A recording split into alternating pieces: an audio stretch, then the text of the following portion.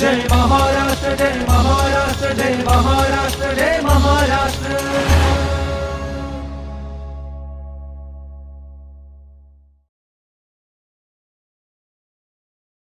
नमस्कार मंडळी, माहिती आणि जनसंपर्क महासंचालनालय निर्मित जय महाराष्ट्र या कार्यक्रमामध्ये मी सुषमा जाधव आपलं मनापासून स्वागत करते। मंडळी, स्त्री ही फक्त कुटुंबाचा आधार नाही राहिलेली आहे, तर समाज परिवर्तनाची ताकद बनलेली आहे आणि स्त्रियांनी वेळोवेळी ते सिद्ध करून दाखवलेलं आहे। स्त्रिया म्हटलं की आजकाल प्रत्येक क्षेत्रामध्ये आपल्याला अगदी भरीव कामगिरी करताना पाहायला मिळतात आणि आज आपण जय महाराष्ट्राच्या मंचावर अशाच व्यक्तिमत्वाला भेटणार आहोत, ज्यांनी राजकारणामध्ये आपलं स्वतःचं असं वेगळं स्थान निर्माण केलेलं आहे। वेगवेगळे जे विभाग आहेत ते सांभाळत असताना एक महिला म्हणून नाही, तर एकूणच त्या विभागांच्या मंत्री म्हणून त्या अतिशय सुलभपणे आणि खूप वक्तशीरपणे किंवा पद्धतशीरपणे आपल्या वेगवेगळ्या विभागांच्या जबाबदाऱ्या हाताळत आहेत। आज आपल्या जय महाराष्ट्र कार्यक्रमामध्ये आपण भेटणार आहोत अल्पसंख्याक मंत्री म्हणा किंवा नगर विकास खातं म्हणा किंवा मग वैद्यकीय शिक्षण विभाग, अशा वेगवेगळ्या विभागांची राज्यमंत्री म्हणून जी धुरा सांभाळत आहेत अशा माननीय माधुरीताई मिसाळ यांना। त्यांनी आपल्या नेतृत्व गुणांमुळे सिद्ध करून दाखवलंय की महिला म्हणून आपण कुठलंही क्षेत्र असलो तरी सुद्धा त्यामध्ये मागे नाही आहोत आणि जर आपण ठरवलं तर आपण प्रत्येक विषयामध्ये किंवा प्रत्येक गोष्टीमध्ये प्रत्येक क्षेत्रामध्ये आपण भरीव कामगिरी करू शकतो। त्यामुळे आज आपण आपल्या या कार्यक्रमाच्या माध्यमातून आणि आंतरराष्ट्रीय महिला दिनाचं औचित्य साधत त्यांच्याशी अगदी मनमोकळ्या गप्पा मारणार आहोत। मॅम नमस्कार। नमस्कार। जय महाराष्ट्राला माझ्या खूप खूप शुभेच्छा आणि 8 मार्च आंतरराष्ट्रीय दिनानिमित्त सर्व माझ्या महिला भगिनींना पण महिला दिनाच्या शुभेच्छा। धन्यवाद मॅम। आंतरराष्ट्रीय महिला दिनाचं आपण औचित्य साधत आपण या मनमोकळ्या गप्पा मारतोय आणि तुम्ही परिवहन विभाग किंवा मग सामाजिक न्याय विभाग, अल्पसंख्याक विभाग, वैद्यकीय शिक्षण विभाग राज्यमंत्री म्हणून कार्यरत आहात। मात्र या सगळ्या भूमिका पार पाडत असताना किंवा सगळे विभाग सांभाळत असताना एक महिला मंत्री म्हणून कशा पद्धतीने ही सगळी जबाबदारी तुम्ही हाताळता? सर्वप्रथम तर मी महिला दिन 8 मार्च की महिला दिन 365 दिवसामधला एक दिन महिला दिन म्हणून आपण उत्सव साजरा करावा का, इथपासून माझ्या मनामध्ये शंका आहेत। कारण सगळे मग उरलेले बाकीचे 364 दिन महिलांचे नाहीत का? तर ते सगळेच दिन महिलांचे असायला पाहिजे। जसं तुम्ही आता विचारलं की समजा मी जे काही 5-6 खाती सांभाळते, तर त्या 5-6 खाती सांभाळताना महिला म्हणून का सांभाळावी? म्हणजे महिलांसाठीच फक्त विचार करावा असं नाही। खात्यांमध्ये सर्वसामान्य सगळं जे पब्लिक आहे त्याच्या दृष्टीने आपण काम करतो। पण एक त्या खात्याचा कारभार जेव्हा आला त्यावेळेस एक तर 2 गोष्टी त्याच्यात गौरवाच्या होत्या की अशी काही खाती माझ्याकडे आली की जी सर्वप्रथम महिलेकडे आली। म्हणजे नगर विकास असेल किंवा ट्रान्सपोर्ट असेल, मेडिकल एज्युकेशन असेल, हे सर्वप्रथम महिलेकडे येणारी खाती ही माझ्याकडे आली।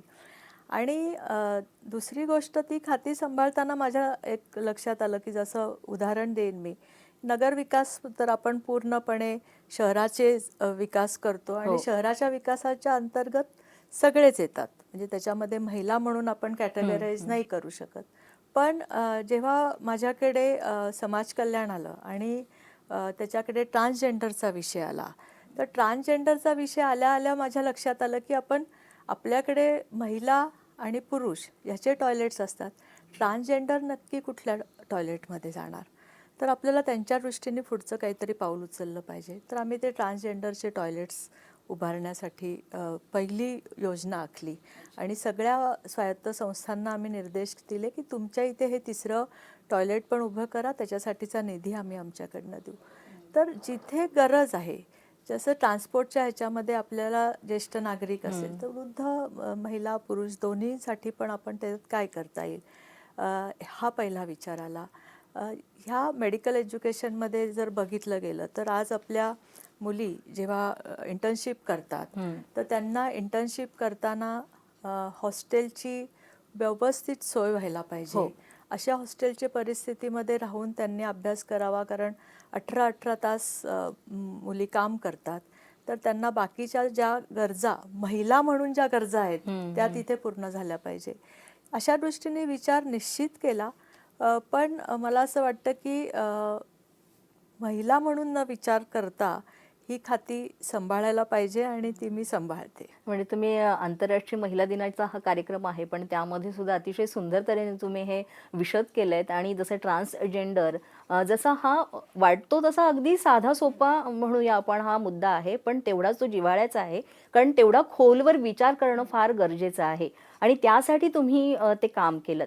पण एकूणच हे सगळे विभाग सांभाळत असताना महिलांच्या म्हणजे सर्वसमावेशक हे सगळे विभाग आहेत, पण महिलांच्या दृष्टीनं कशा पद्धतीने यामध्ये आणखीन तुम्ही उपाययोजना राबवल्यात? नाही, जिथे पण महिलांचा विचार येईल तिथे पण जर समजा ते पूर्व दुर्लक्षित झाले असतील विषय, जसं मी तुम्हाला ट्रान्सजेंडरचं उदाहरण दिलं, तसं आता जेव्हा मी हॉस्टेल्सना मेडिकल एज्युकेशनच्या वेळेस जेव्हा आम्ही हॉस्पिटलला भेटी दिल्या, मुलींची हॉस्टेल्स बघितली, त्यांच्या गरजा काय आहेत हे बघितलं, तर जिथे जिथे महिलांसाठी काही करण्याची वेळ राहील तेव्हा निश्चितच एक महिला मंत्री म्हणून मी त्याला प्राधान्याने पहिला त्याचा विचार करेल आणि पहिल्यांदा ते काम करेल, हे तर 100%. मुळातच राजकारणामध्ये प्रवेश कसा झाला त्याविषयी थोडंसं सांगा ना, कारण कशा पद्धतीने पार्श्वभूमी होती आणि का वाटलं तुम्हाला राजकारणात यावं? नाही, राजकारणात प्रवेश तर माझा हा खरं तर ॲक्सिडेंटली झाला. कधीही मी विचार केला नव्हता की मी राजकारणामध्ये येईल. आणि काही दुर्दैवी घटना घडल्यामुळे माझ्या मिस्टरांनंतर एक 3 ते 4 वर्षांनी मी राजकारणामध्ये आले.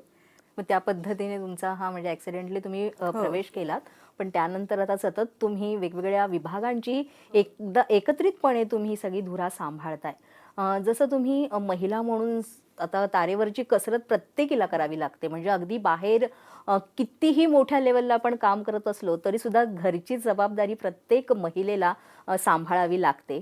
तर त्या दोन्ही गोष्टी कशा मॅनेज करता? कारण जेव्हा तुम्ही व्यक्त होता तेव्हा इतर ज्या महिला असतात त्यांना सुद्धा ती प्रेरणा मिळते. त्याच्या बाबतीमध्ये मी खरंच नशीबवान आहे, कारण घरची फारच कमी जबाबदारी माझ्यावर पडली, कारण जॉईंट फॅमिली असल्यामुळे पूर्वीपासून म्हणजे मी नेहमी लोकांना आज पण सांगते की जॉईंट फॅमिलीचे जेवढे फायदे आहेत ते बघता आपण परत एकदा ती सिस्टीम परत आणली पाहिजे, आणि त्या जॉईंट फॅमिलीचे फायदे मला मिळालेत.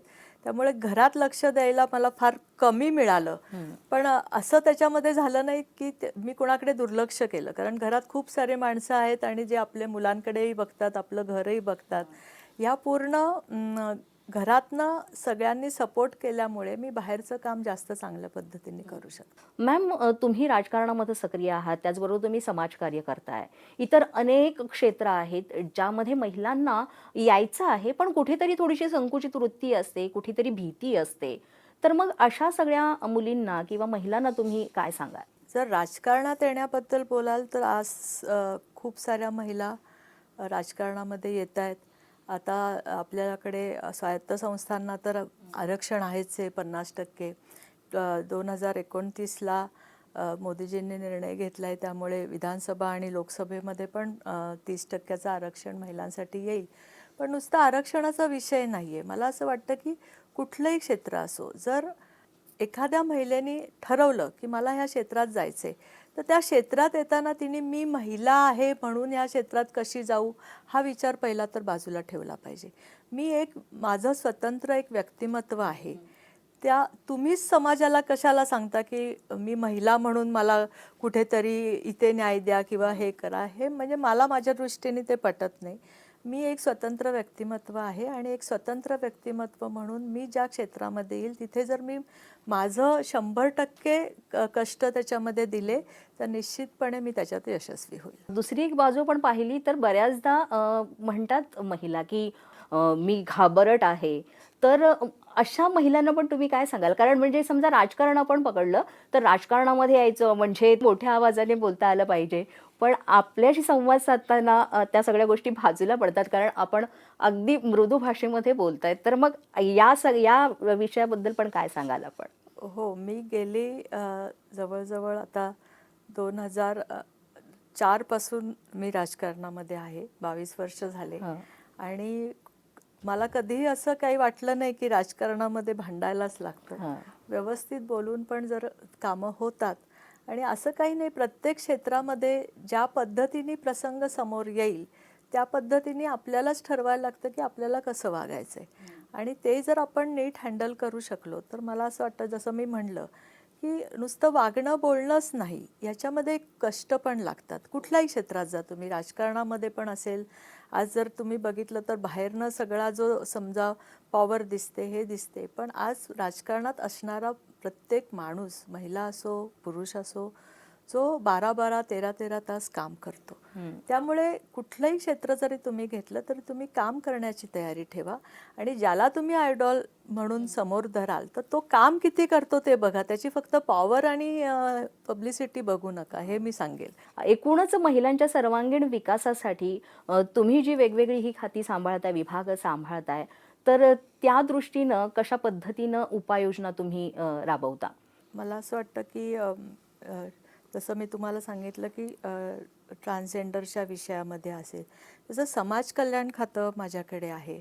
आणि समाज कल्याण खात्यामधनं पण जेव्हा आपण म्हणतो की आपल्या घरामध्ये जे खालच्या ह्याच्यामधले लोक येतात की ज्यांच्या घरामध्ये 2 टाईम आपल्याला खर्च करायलाही पैसे नसतात, अशा लोकांसाठीच्या खूप साऱ्या योजना आम्ही समाज कल्याण खात्याकडनं राबवतोय. आणि मोस्टली ह्या योजना जर आम्ही महिलांना दिल्या, जसं मी बँकिंगमध्ये पण खूप वर्ष काम करत होते. आणि माझ्या लक्षात आलं की जेव्हा एखाद्या महिलेला आपण छोट्या गोष्टीसाठी कर्ज देतो तेव्हा ती प्रामाणिकपणे ते फेडते.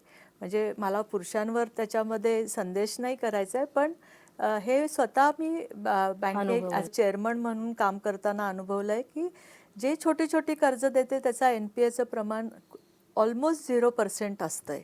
तर त्यामुळे अशा पद्धतीच्या काही योजना आम्ही महिलांसाठी समाज कल्याणमध्ये पण जास्तीच्या आणलेल्या आहेत. त्याच्यामध्ये अल्पसंख्याकांमध्ये पण आता आम्ही बऱ्याचशा नवीन ॲड करतो योजना, की ज्याच्या योगे महिला त्यांच्या ह्याच्यामध्ये काही उत्पन्न त्यांना त्याच्यामधनं मिळेल. खूप महिला ज्या आहेत त्या वेगवेगळ्या क्षेत्रामध्ये येतच आहेत. मात्र अशा महिला ज्यांना पुढे येता येत नाही किंवा आपल्या क्षेत्रामध्ये काही करता येत नाही, मात्र शासनातर्फे जसे तुम्ही वेगवेगळे विभाग सांभाळता त्यामध्ये सुद्धा वेगवेगळ्या संधी आहेत. तर त्याचा लाभ घेण्यासाठी महिलांनी काय केलं पाहिजे? आता आपल्याकडे खूप साऱ्या योजना आहेत, समाज कल्याणच्या आहेत. सगळ्याच विभागाच्या आपण जेव्हा योजना चालू करतो तर त्या योजनांचा लाभ घेणारे जे लाभार्थी आहेत तो खरंच लाभार्थी असला पाहिजे. कारण बऱ्याच वेळा असं निदर्शनास येतं की लाभ कोणीतरी दुसरंच घेऊन जातं. जसं आम्ही नेहमी म्हणतो की त्या पद्धतीने आपण एखाद्या समाजासाठीच्या योजना करतो, पण जेव्हा मी माझ्या भागामध्ये तळागाळात जाऊन जेव्हा आम्ही काम करतो तेव्हा आमच्या लक्षात येतं की हातावर पोट असणारा जो माणूस आहे त्याला ह्याचं काही माहिती नसतं, त्याला ह्याचं काही पडलेलं नसतं. तो बिचारा कष्ट करतो, कष्टातनं जो पैसा मिळतो त्याच्यावर तो त्याचा कुटुंबाचा उदरनिर्वाह करतो. त्यामुळे ही सिस्टीम बदलण्यासाठी आत्ता आम्ही, मला तर वाटते की एक महिला म्हणून मी त्याच्यामध्ये जास्त प्रयत्न करणार आहे. म्हणजे एकंदरीतच आंतरराष्ट्रीय महिला दिनाच्या निमित्तानं आपण कार्यक्रम करताना महिलांनी जी आहे आधी स्वतः आपली मानसिकता बदलणं फार गरजेचं आहे. तर त्यासाठी सुद्धा म्हणजे घरातनंच आपण छोट्या छोट्या गोष्टींपासून जर सुरुवात केली तर आपण पुढे समाजात काम करताना सुद्धा ते बदल जे आहेत ते आपल्यात होतात. एकूणच आंतरराष्ट्रीय महिला दिनाचं हे औचित्य आहे आणि त्या दृष्टीनं तुम्ही सगळ्या तरुणी म्हणा किंवा महिला ज्या आहेत त्यांना काय तुम्ही सांगाल? सर्व महिलांना मी एकच सांगेन की स्वतःचा आत्मविश्वास स्वतः जागवा.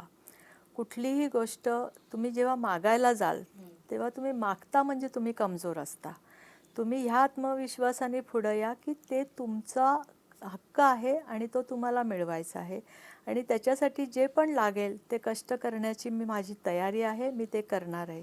या आत्मविश्वासाने जर महिला आल्या तर मला असं वाटतं की सर्व क्षेत्रामध्ये आत्तासुद्धा जशा पद्धतीने त्या प्रगती करतायत अशा पद्धतीने त्या प्रगती करतील.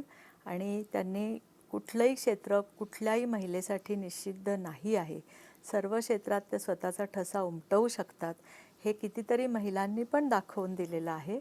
त्यामुळं त्यांनी स्वतःचा आत्मविश्वासाने पुढं यावं आणि स्वतःच्या जिद्दीवर स्वतःच्या कर्तव्यावर यश मिळवावं. तर मंडळी, अशा पद्धतीनं जसं आपण म्हटलं की स्त्रीनं प्रत्येक क्षेत्र आता पादाक्रांत केलेलं आहे. मात्र जसं मॅम म्हणाल्या की सगळ्या जबाबदाऱ्या सांभाळताना आपली स्त्री म्हणून मानसिकता आधी बाजूला ठेवली पाहिजे. आपण एक स्वतंत्र व्यक्तिमत्व आहोत आणि आपण कशा पद्धतीनं कार्यरत राहिलं पाहिजे या गोष्टींविषयी मॅमनी सांगितलं. आणि मुळातच त्यांचा राजकारणातला जो प्रवास आहे किंवा त्यांचं ध्येय आहे किंवा त्यांची म्हणूया आपण जी निष्ठा आहे आपल्या कामाप्रती, या सगळ्या प्रवासाबद्दल त्यांनी इथे आपल्याला मार्गदर्शन केलेलं आहे. मॅम, तुम्ही इथे आलात आणि एवढं मोलाचं मार्गदर्शन केलं आणि महिला दिनानिमित्त एवढे छान तुम्ही मनमोकळ्या गप्पा मारल्यात, त्याबद्दल जय महाराष्ट्र कार्यक्रमाकडनं आपलं मनापासून आभार. धन्यवाद. मी माझ्या गृहिणींना एक गोष्ट सांगायची माझी राहिली, की गृहिणी नेहमी जेव्हा सांगतात बाहेर तेव्हा म्हणतात की नाही मी काही नाही करत. तर मी काही नाही करत नाही. माझ्या ज्या साऱ्या गृहिणी भगिनी आहेत त्या सर्वात जास्त मोठं काम करतायत. एखाद्या कंपनीच्या CEO इतकं काम त्या करतायत आणि त्या पुढची पिढी घडवतायत. त्यामुळे त्यांनी पुढे सांगताना पण हे आत्मविश्वासाने सांगावं की मी गृहिणी आहे. तर मंडळी, पुन्हा भेटूया आपण जय महाराष्ट्र कार्यक्रमामध्ये एक नवे मान्यवर घेऊन आणि एका नव्या विषयासह. तोपर्यंत मी सुषमा जाधव आपला निरोप घेते. नमस्कार. नमस्कार. धन्यवाद. जय महाराष्ट्र, जय महाराष्ट्र, जय महाराष्ट्र, जय महाराष्ट्र.